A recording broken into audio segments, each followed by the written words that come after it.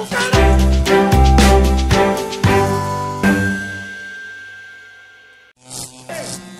मी तुम्हाला सांगू इच्छितो, तुमचे अधिकार आहेत ते मृत्यूलोकी, इथं नाही. आणि जिथं आपले अधिकार नाही तिथे अधिकार आपला गाजवू नये, हा शास्त्राधार आहे. जरूर हा, आमचा अधिकार मृत्यूलोकाच्या ठिकाणी आहे. पण सम्राट हा कल्याण तुम्हाला सांगतोय, या राजसिंहासनावर मला बसायला मिळणार. ह्या राजसिंहासनावर आपल्याला कधीही बसायला मिळणार नाही. जर तुमची ही इच्छा असेल तर जरूर ती पूर्ण होईल. पैकी त्रय देवतांच्या इच्छेनं, त्रय देवतांचा हा देवेंद्र आज्ञांकित आहे. त्यामुळे या जर सिंहासनाचा तुम्हाला उपभोग घ्यायचा असेल तर शनिवारच्या दरबारी आता काही काळानंतर त्रय देवतांचं आगमन होईल. त्रय देवतांजवळ तुम्ही हा प्रस्ताव ठेवा. हा, त्रय देवता आल्यानंतर त्यांना काय सांगावं हे मला ज्ञात आहे. त्यांना मी काय केलं प्रथम नाही आणि दुसराही नाही. तुम्हाला नाही म्हणजे नाही, बसायला मिळणार नाही. हा, जन्माच्या दरबारी या एका प्रकारचा अपमान तुम्ही करता.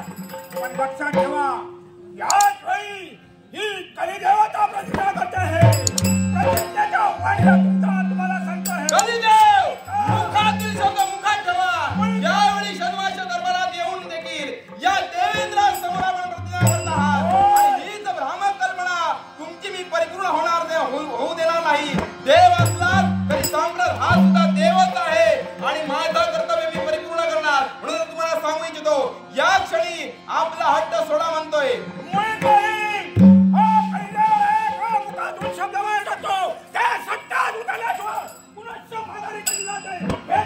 मग ही जर तुमची इच्छा असेल तर ती इच्छा कधीही परिपूर्ण होणार नाही. खलप्रती खल करुणा कैसी, खलप्रती खल करुणा कैसी, कोणाचा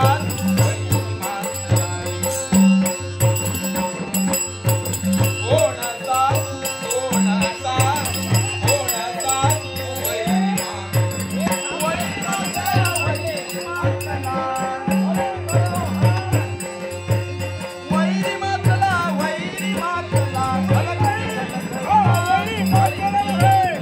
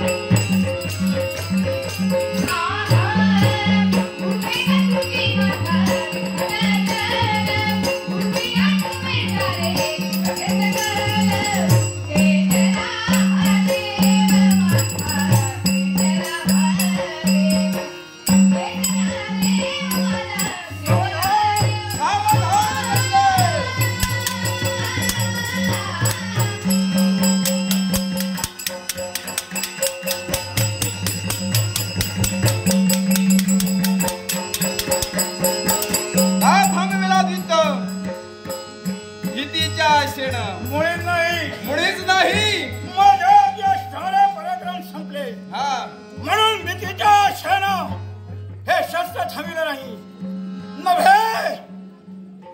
यावेळी तुम्ही माझ्याशी संघर्ष केला. हा शस्त्राला शस्त्र भिडलं. कशासाठी?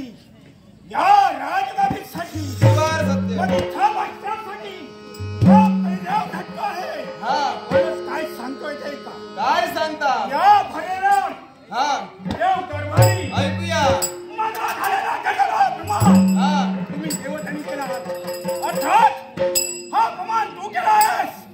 या अपमानाचा बदला घेण्यासाठी हा कैदेव काय आहे हे त्या दाखवू दे. या म्हणतोय खुशाल. यावेळी नारद महामुनी मला सांग रे. मला सांगा हो. केवळ क्षणवाचा दरबार असते कली देवाने थैमान मांडलं. कली देवांचं हे थैमान. हा. मला सांगा गुरुमावली तुम्ही आहात. अगदी खरं. त्रैलोक्यात ज्याची भ्रमंती हा. आणि जो देवतांचा अनुयायी आहे, जो देवतांना संकटात पडल्यानंतर मार्ग दाखवितो, तो देवतांचा अनुयायी त्रिकाल ज्ञानी पुरुष तो नारद महामुनी माझे गुरुवर्य. मला सांगा हो या तुमच्या शिष्याकडून काय चूक झाली का हो? नाही देवेंद्रा. नाही ना? नाही नाही. माझंही म्हणून तेच सांगत होतं जे तुम्ही म्हणत आहात. मग यावेळी या शनिवारचा दरबाराचा त्याग करून विश्रांतीसाठी निघालो म्हणतोय. मग यावेळी विश्रांतीसाठी न जाता देवेंद्रा हा तुला मी मार्ग सूचित करतोय. तुम्ही मला मार्ग दाखवित आहात. हृदयुग त्रेतायुग द्वापारयुग आणि सांप्रत चालू आहे ते कलियुग. कलियुग न जाणून नकळे कलिदेव हा आपल्या करार छायेने काय निर्माण करील हे काही सांगता येणार नाही. हे काही सांगता येणार नाही. याच्यासाठी देवेंद्रा हा. आपण सूचित राहणंही योग्य आहे.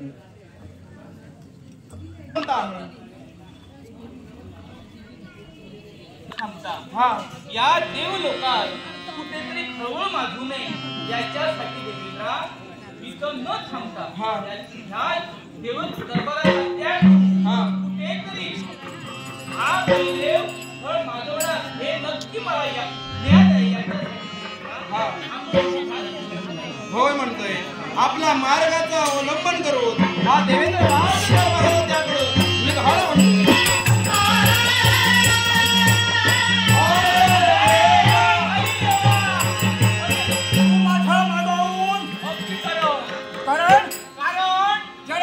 जरा थांब मी सांगतो तुला. अरे कलिदेवा जरा थांब. अरे थोडा वेळ थांब रे. काय म्हणतो? असं काय करतोय? येण्यामागचं कारण आहे. मला कारण आहे होय तो. असं कोणतं? अरे मला सांग हा? घनघोर असा तुझा अपमान झाला. हो तो अपमान मी पाहिला. आणि तो अपमान आम्हाला सहन नाही. त्याच्या कधी जाऊन मस्तकाला भिडली आणि म्हणत कलिदेवा हा? नुसती तळपायाच्या मस्तकाला भिडली नव्हे तो भरलेला देव दरबारात तुझी अपमान. अरे वा. घडलेला. तोच माझा झालेला घडलेला अपमान. आणि त्या अपमानाचा सूर मला त्या देवेंद्राच्या माथी उगवायचा आहे. काय म्हणतोय? नव्हे हा. साऱ्या देवतांना काबू करत आहे. अगदी ही खरं. देवतांचे थोर आहे. म्हणजे तू सर्व देवतांना होय माझ्या मागावर तू का आलायस रे? आणि याच्या मुळाची कारण आहे. याच्या मुळाचं कारण तो आहे. अपमान झाला. हा मला तिथे सहन झाला नाही.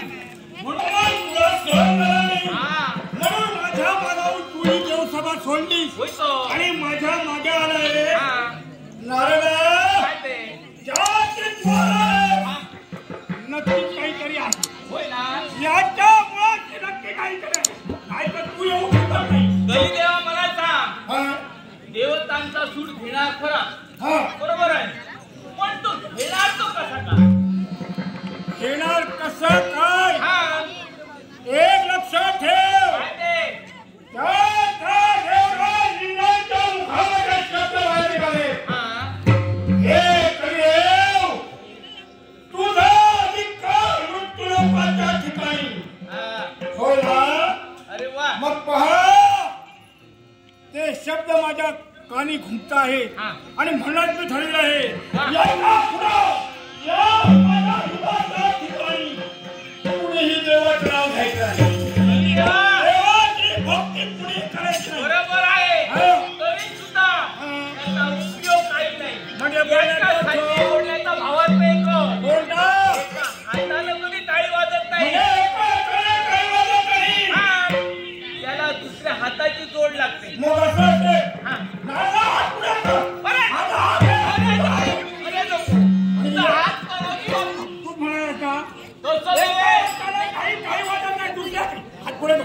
लोक टाळी वाजवू नये. असं तू का म्हणालो? हा याच्याही मुळाची कारण आहे. त्याच्या मुळाची कारण आहे.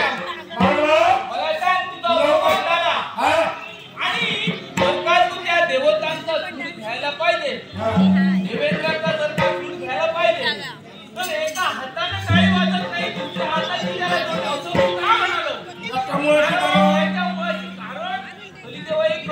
कोणतं मला सांग हा युद्धयुग, त्रेतायुग, द्वापर आणि कलियुग हा असं असतेवेळी साम्राज्य तुझं अरे मग अर्थात कोणी काय बोललं? आणि काय करी पाहिजे बरोबर हा. मग लोक तुम्हाला बंद याच्यासाठी करायचे. होय ना, मग याच्यासाठी जोड पाहिजे. जोड अरे पाहिजे. कलिदेवा, कलिदेव म्हणजे कुणी सामान्य नव्हे. हा जर का तुझी घरात छाया निर्माण केलीस हे सारे ठाऊक आहे. आणि त्या करारी छायेमधून एक हात जर का फळ निर्माण केला आणि त्याची जर का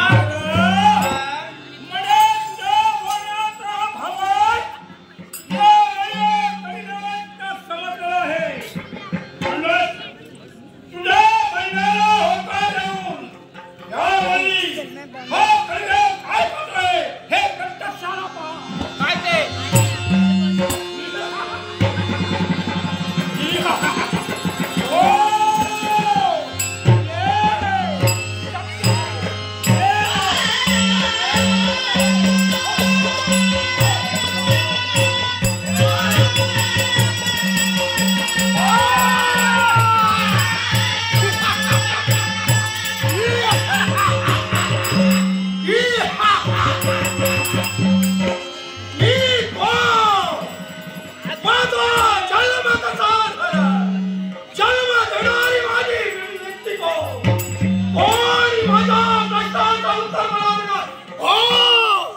जन्म होता क्षणी और भुके रखता झटला जोपर्यंत भुकेचं शमन होत नाही, लागलेली तुझा शांत होत नाही, तोपर्यंत स्थिर झाल्यावर कधी स्थिर होणार नाही.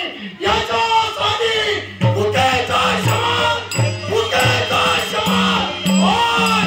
समाजाची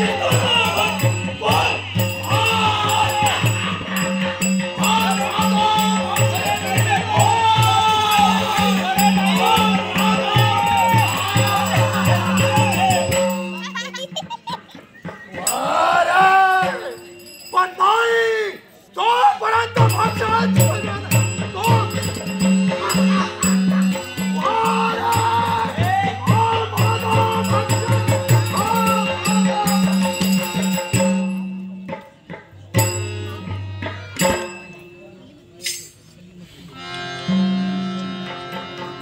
आश्चर्य वाटलं. क्षणभर मन समाधानी म्हणलं. जन्म झाला, जन्म होता क्षणी भुकेनं जीव कसा कासावीसा झाला. स्वतःचा जठरा दिली, भुकेनं व्याकुळ झाला. एका क्षणात भूक नाहीशी झाली.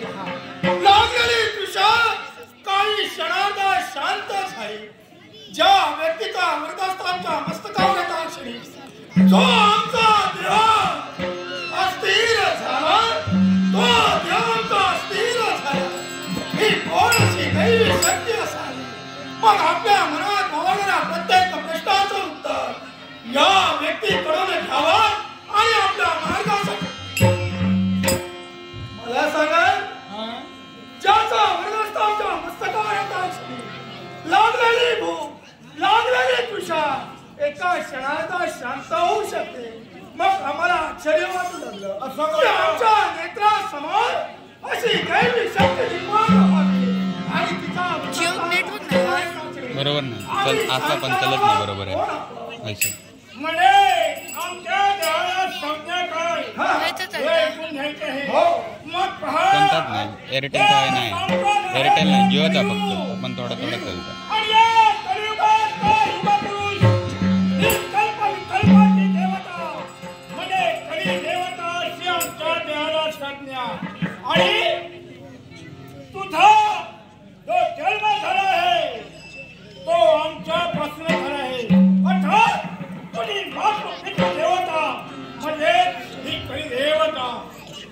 जन्मार मन हर्षावर येतला कारण तुमच्या मुखातून निघणारे जे वादेश्वरी हो की हे संपूर्ण विश्व आहे ज्या कलियुगाला प्रारंभ झाला कल्प विकल्पाची देवता कली देवता तुम्हाला म्हटली जाते आणि असं असताना ज्यानं मला जन्माला घातलं ज्यानं विश्वाचा सारीपण मला घातलं ही माझी मातृपितृका देवता आपण हो मग मला सांगा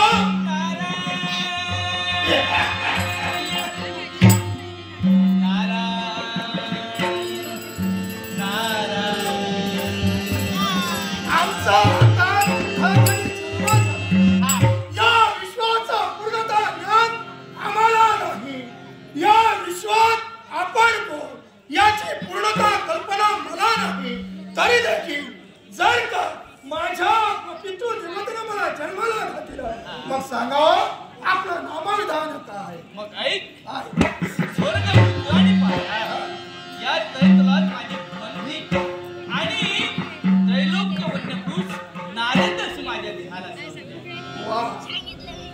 स्वर्ग मृत्यू आणि पाताळ ज्यांची तीन स्थलात एक सारखी भ्रमंती ज्याच्या पायाला स्थिरता नाही जे म्हणे देवतांचे अनुयायी ब्रह्म करे नारद महामुनी म्हणजे दैवी शक्तीचा रुमारमंत लागते ते ब्रह्म करे ब्रह्म ते ब्रह्म रुद्र माझं मला नामविधान माहिती नाही तरी देखील माझा तुम्हाला सांगता मग मला सांगा आज जन्म देण्याचं कारण असं काय एकच कारणाव वाचून कधीही कृती घडत नसते एका असताना कधी पाळी वाजत नसते आज कृतीचा भाव आहे आज मी तुला जन्माला घातलं आहे मला सांग रे तुझी पितृ देवता मी आहे ज्यानं मला जन्माला घातलं ती माझी मातृपितृ देवता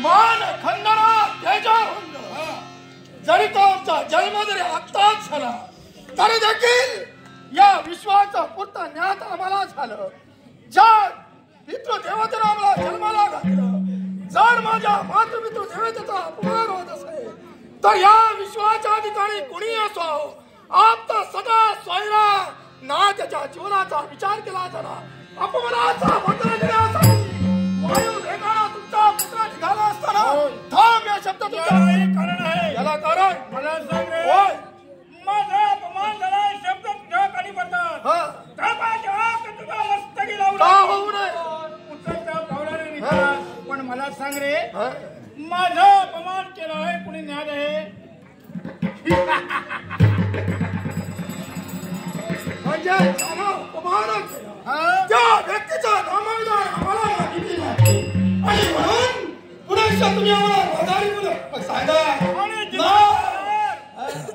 ठिकाणी जाणार तिथं जर तुला कुणी विचारलं असेल काय रे कोण रे तुझं नाव काय सांगशील काय सांगशील म्हणजे या विश्वाच्या ठिकाणी जन्माला आला मग कुणी असो दानव मानव यक्ष गणपती तुम्ही या विश्वाच्या ठिकाणी जी वस्तू म्हणून जी जन्माला आली त्या प्रत्येक वस्तूला नामविधान आहे आणि त्याच प्रमाणे मलाही नाव आहे सांगा बोलता आज तुझ्या देहाला नामविधान मी ठेवणार आहे कारण माझ्या देहाची करार छाया आणि या करार छायेतून मी तुझी निर्मिती केली आहे म्हणून या विश्वाच्या ठिकाणी महाकाल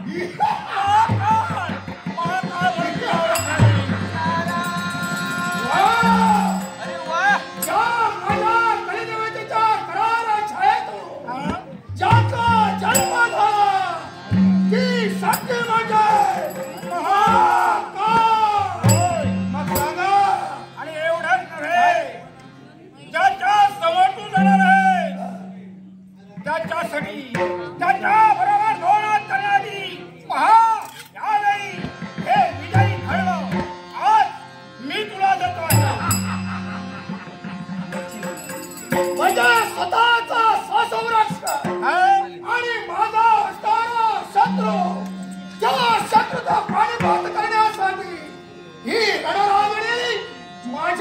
हाती तुम्ही दिली ही विजयाची विजयश्री रत्नावली विजय प्राप्त करत पण प्रश्न एकच उद्भवतोय माझ्यासमोर मला सांगा जन्म झाला नामविधान तुम्ही मला ठेवलं पण मला प्रश्न पडला तो एकाच गोष्टीचा कोणत्या सांगा ज्यानं तुमचा अपमान केला मग ती व्यक्ती कोण एकच हो माझा अपमान झाला तो स्वर्गलोकाच्या ठिकाणी सर्वांच्या दरबारी त्या अमरेशाने माझा अपमान केला आहे आणि म्हणूनच तुला मी जन्माला घातलं आहे तुझ्या माती मला थोडीशी जबाबदारी तुमच्या मुखातून निघतोय तो शब्द तुम्ही म्हणे देवताचे अन्वय मग स्वर्ग लोकांच्या ठिकाणी देवेंद्रानं तुमचा अपमान केला मग तुम्ही देवता हे एकत्र असताना देखील या देवेंद्रानं तुमचा अपमान केला तो कोणता मला राजसिंहासनाने बसायचं होतं पण त्याने माझं सिंहासन 12 पावलं दूर ठेवलं कोणी देवेंद्र हो आणि म्हणून शब्दाला शब्द बोलला गेला शेवटी दोघात संघर्ष झाला आणि 7 वेळे माझ्या मुखातून शब्द बाहेर निघाले या देव दरबारी झालेला माझा सगळे अपमान या अपमानाचा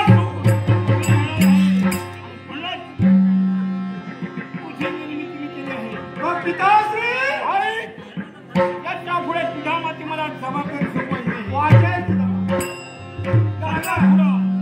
मृत्यूलोकाच्या ठिकाणी तुला जायचं आहे तिथं जाऊन जो देवतांची भक्ती करतो आहे भक्ती फक्त माझी झाली पाहिजे शांती झाली पाहिजे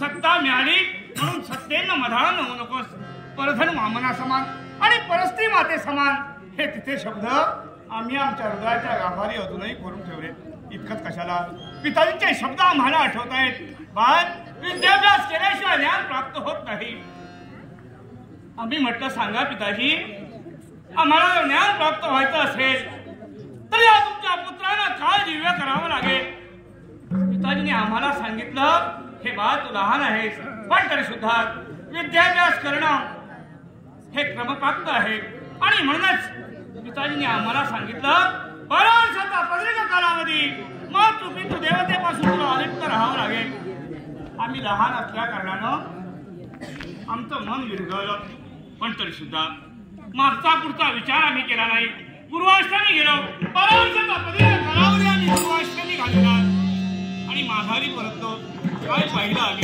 ती अष्टवेशीवर येतात पुढ्यात वळण अत्रांत सड्या मोतिकांच्या रांगोळ्या विचार करता करता या राजप्रासादाच्या दौराशी आमची पावलं टाकली पाहिलं तर या उच्च आसने आमची मातृपितृ देवता विराजमान झाली होती एका बाजूला सुवासिनी स्त्रिया पंचायती घेऊन उभे होते तर एका बाजूला वेदवक्ते ब्राह्मण आम्ही नकळत आमच्या मुखातून प्रश्न सांगा पिताजी हे सारं काय चाललंय त्याचवेळी पिताजींच्या मुखातील शब्द हे बाळ तरुण पिढीला तरुण राजकर्ता हवाय आणि आजच्या दिनी तुझं राज्याभिषेक करण्याचं ठरलंय पिताजींच्या मुखातील शब्द मुखातच राहिले वेदवक्त्या ब्राह्मणांच्या मुखातून वेद बाहेर पडू लागले सुवासिनी स्त्रिया मला पंचारती व्हावं लागल्या पिताजींनी आमच्या हाताशी धरलं या उच्च आसने आम्हाला विराजमान केलं हे दैत्यमान राजशिकट आमच्या मस्तकी चढविण्यात आलं आणि त्याच वेळी या माझ्या सकल प्रजाजनांच्या मुखातून शब्द बाहेर पडले राजाधिराज सोमदत्त यांचा जय जयकार असो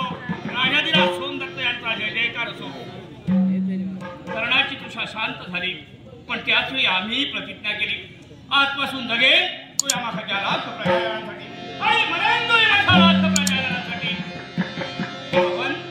परमात्म्याचा दुसरा अंश म्हणजे आत्मा आणि तो आत्मा या मनुष्याच्या देहात अंश रूपानं वास करतोय आणि तो मनुष्याचा देह तूच मला दिलाय.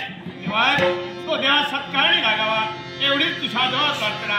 जय चिठ्ठीधर प्रभूने असं विराजमान म्हटलं. मला सांग रे, काय ते एकाएकी आल्या आल्या तू माझं स्वागत केला, मान सन्मान केला, जेणेकरून आनंदाच्या लहऱ्या जिथल्या तिथं नांदू लागल्या. पण मला सांग रे, एकाएकी तुझ्या देहाचं मी अवलोकन करतोय, निरीक्षण केलं. एका बाजूने तू मला हर्षवदनी दिसतोय, एका बाजूने विचारी. त्याला कारण आहे ब्रह्मचारी. ऐकूया. कारण तुम्हाला ठाऊक आहे बराच कालावधी लोटला, माझा राज्याभिषेक झाला, माझा वय संपन्न झाला, पण तरी सुद्धा आम्हाला संतान नाही. आणि म्हणूनच त्याच विचारानं मन संभ्रमित होतंय. पण राजन चिंता करू नको. जरी पुत्रातलं संतान नसलं तरी चिंता करू नको. आतापर्यंत ज्या देवतेची तू भक्ती केली त्या देवतेची भक्ती सुरळीतपणे चालू ठेव. ब्रह्मवाक्य जनार्दना, ब्राह्मणाच्या मुखातून बाहेर पडलेले शब्द त्रिवार सत्य आणि सत्य होणार. ब्रह्म तर नाही, तुमच्या मुखातून शब्द बाहेर पडतायत आणि ते शब्द हे सत्यातच उतरणार. याबद्दल मी इथपर्यंत आलो, तो आगळ्याने वेगळ्या प्रकारात आलो. कशासाठी? राजन मला सांग रे, न्याय नीती धर्म तू जाणतोय सत्य होय ना? मग असं असते वेळी आतापर्यंत ज्यावेळी तुझ्या या राजप्रसादीने दाक्षिणी काही क्षण का असेना आमच्या कर्णी शब्द जे ऐकू आले ते राजन तुझ्या नावाचा टाहो फोडला जातोय. हा राजन, असं काय घडलंय? काशी सारख्या पुण्य नगरीत हे राजन आम्ही ऐकू नये. पण सांगा असं काय ऐकणार आपण? आणि जेणेकरून राज करताना आपली मान भूमिकेला झुकवावी लागते. कुणीतरी तुझ्या या साऱ्या नगरीत तुझ्या या प्रजेला त्रस्त केलं जात आहे. या नगरीत कुठेतरी छळ वाजला जातोय आणि तो छळ कुणी माजवला असेल कोण आहे सांगा? तर कुणीतरी महाकाळ व्यक्ती निर्माण झाला. महाकाळ माझ्या साऱ्या भयाला व्यक्त केला असेल. अगदी आपला पुढचा विचार न करता माझ्या प्रजेच्या रक्षणासाठी स्वतःचे प्राण दिले जातील.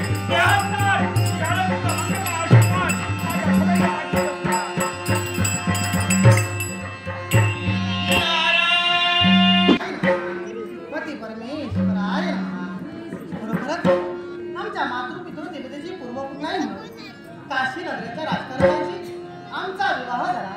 विवाह होताच जी स्त्रीची जी कर्तव्य आहे ती आमच्या हातून सदोदित घडली जाते.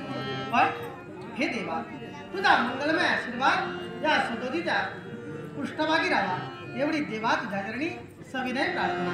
पण हे देवा, या संसारात मी प्रमाण झाले, पण या संसारात ज्या स्त्रीची जी कर्तव्य आहे तीच कर्तव्य आमच्या हातून परिपूर्ण होते. पण ती हाच परमेश्वर मानिला आणि त्या स्त्री जीवनाला सुरुवात केली. खरोखरच पती हाच परमेश्वर मानून कळू लागल्या दिवसापासून मातृपितृ देवतेच्या कृपा आशीर्वाद ज्या देवतेची भक्ती केली त्याच भक्तीला खरोखरच त्या भक्तीचा कृपा आशीर्वाद मिळायला काही हरकतच नाही. जेणेकरून काशी नगरीच्या राजकर्त्यांशी आमचा विवाह झाला. त्याला पती परमेश्वर मानिला आणि त्यांना मनोभावे पूजण्याचं कर्तव्य केलं. पण नित्य नियमाचं कर्तव्य जपून असेल तर पतीच्या दोन चरणांचे लेखन मस्तकी चर्चित केल्याशिवाय अन्नाचा कण आणि पाण्याचा थेंब देखील आम्ही कधी ग्रहण केला नाही. पण आजच्या दिनी अत्तरांचे सण मोतिकांच्या रांगोळ्या गुढी तोरणे उभारली आहेत. काय आणि कशासाठी असेल तर आमच्या स्वामींसाठी. पण नित्य नियमानं स्वामी आमच्या महालापर्यंत येतात, आम्हाला आशीर्वादही देतात. पण आजच्या दिनी काय म्हणावं तरी काय ना, येण्यास फार विलंब झाला. पण हे देवा, खरोखरच मनाला खात्री आहे कुठच्या तरी कामात गुंतलेले असते, पण माझे ना नक्की देणार, नक्की देणार, नक्की देणार म्हणून सहज